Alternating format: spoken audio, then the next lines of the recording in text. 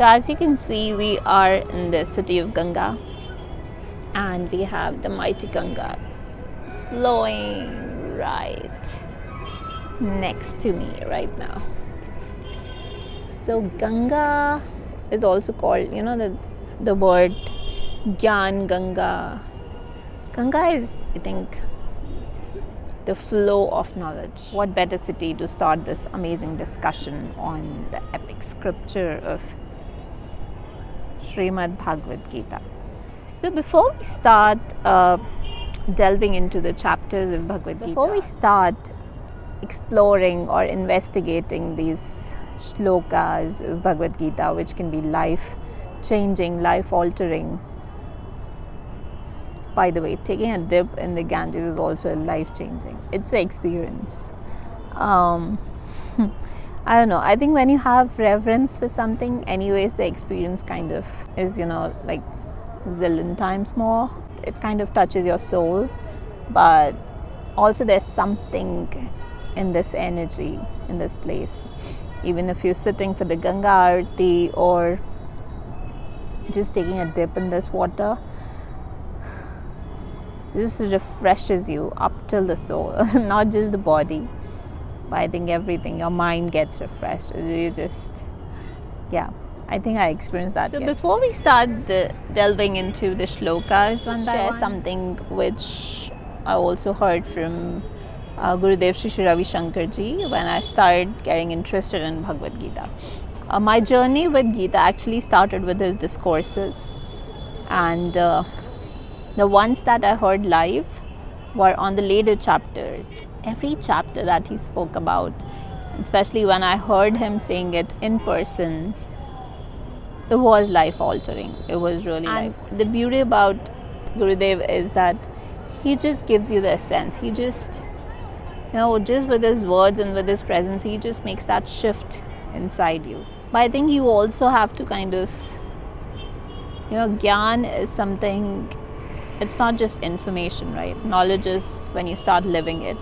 And to start living it, you have to do nididhyasa. You have to internalize it. You have to read it again and again, remember it again and again. And I think that's what I missed on.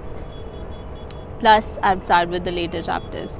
But this time after pandemic, one of our teachers discussed the Bhagavad Gita with their students, with the people they were meant. Seeing it from this beginning, especially chapter 2, like looking deep into each shloka, investigating each shloka, the meaning, the way it applies, not just the literal translations.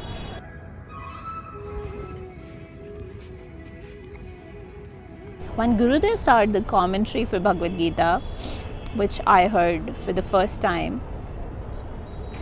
he was talking about the chapter 1. He was talking about Mahabharata and what does Bharat means, and how it is the brilliance, and Mahabharata is the extreme brilliance, and the song of the divine. In the war field, it's difficult to do anything in the rhythm because there's chaos all over, but yet when you're with the divine energy, the song of the divine comes through the divine for you, and it guides you. And he was explaining that was a prelude to Bhagavad Gita, and these were the record sessions I've heard. So he also spoke about the first chapter. That first chapter is Vishad Yoga. Arjuna is in deep depression. He is lamenting. He wants to run away. Finds everything meaningless. His dharma, his duties, everything is just meaningless to him. He's just engulfed by emotions, and he's like, what should I do? And he's giving all this gyan.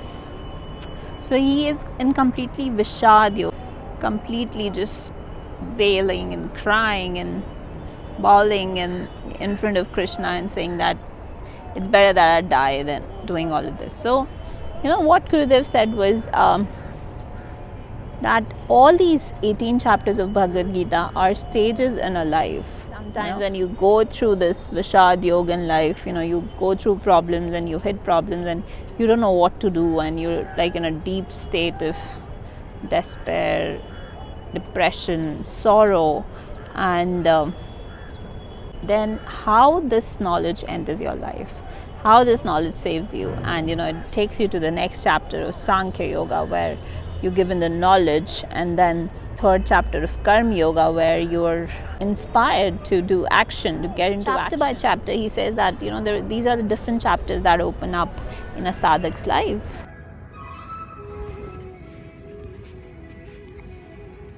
In fact, that's very interesting, because if you'll see, if there's no pain in life, if you have everything out there sorted, then I think it's rare that you'll turn inwards, isn't it? And you'll only be lost in the outside world. And I think we all are lucky who hit these hurdles in life, who kind of jolted by life to actually look for the deeper meaning, actually look for the real truth in life. Otherwise, we all also will be lost in the mundane, enjoying, eating, doing our daily stuff, earning a little bit, spending it in useless things, and just cribbing about what's not according to us, running after what we want, running after likes, cribbing about our dislikes and people, and like such a shallow life. And almost like animals. All these cows in my background, and some of them are even coming down. All these cows in the background, I think they'll not complain if they're given the same food every day, like Gurudev says. They'll never complain. But if you're given the same khichdi or the same dal, rice every day, you'll be like, what? I can't eat this. Human evolution, we are certainly better than animals, bestowed with the intellect, with the mind, to experience the truth of life, the reality of life, or that which is beyond what we can see. If you're seeking knowledge, if other things are sorted and you're just seeking knowledge, I think it'll be nice to start with chapter 2.